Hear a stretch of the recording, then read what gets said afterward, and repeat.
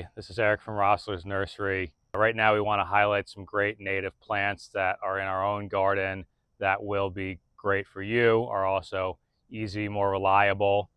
This here is a type of bee balm, Monarda.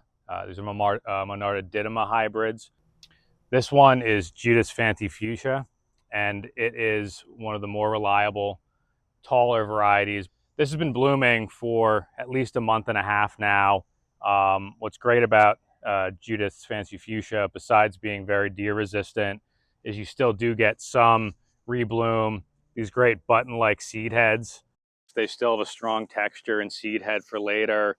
And then some of the better varieties like Judith's Fancy Fuchsia or the upscale series, you can see we're getting secondary, smaller flower buds off of the main flowers. So this will still keep giving us color for the next few months. Just a great native plant for average soil, very easy, very hardy and deer resistant. It does slowly form a larger clump, but every spring you can reduce the size of that to manage it well. Great pollinator and native plant as well, and just a plant that we recommend and grow at Rohsler's Nursery. Now, this is another bee balm that is less known and less used, but it shouldn't be overlooked. It's a prairie bee balm.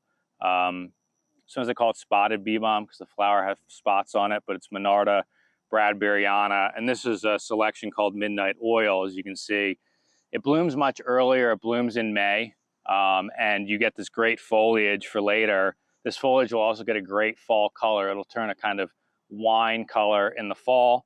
It doesn't get as large, and it mixes well with other perennials. Like this is the cone flower, but because they're meant to live together, they form this interesting homeostasis where the cone flower and Monarda are able to live together as kind of one composition.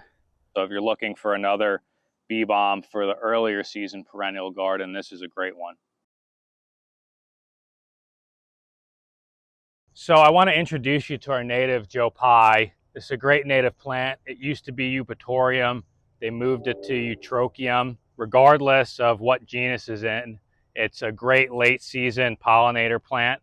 Butterflies love this, the bees love it, even the birds will love it later in the season. Somewhat deer resistant, it's going to depend on the area, and there's a large variety of Joe Pye. This is spotted Joe Pye maculatum, but there are some smaller varieties for the smaller residential garden. Little Joe, Baby Joe, Euphorbia, I think it's Euphorbia ruby.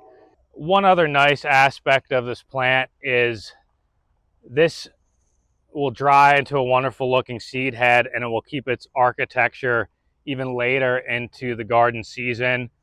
They can get a little bit taller, so putting them in the middle or the back is great. I know one other thing that worries people about some of these Joe Pye is that they can seed a lot. A lot of that is going to happen if you have a lot of open ground.